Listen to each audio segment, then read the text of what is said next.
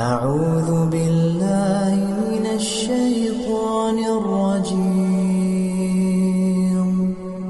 بسم الله الرحمن الرحيم.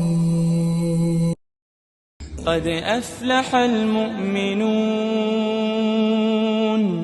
الذين هم في صلاتهم خاشعون والذين هم عن اللغو معرضون والذين هم للزكاة فاعلون والذين هم لفروجهم حافظون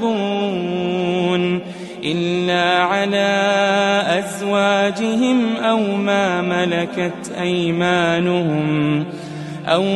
ملكت أيمانهم فإنهم غير ملومين.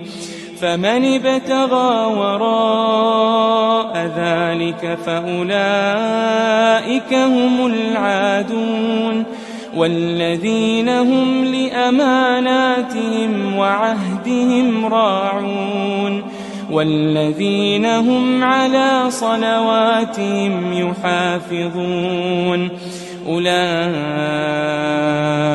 هم الوارثون الذين يرثون الفردوس هم فيها خالدون.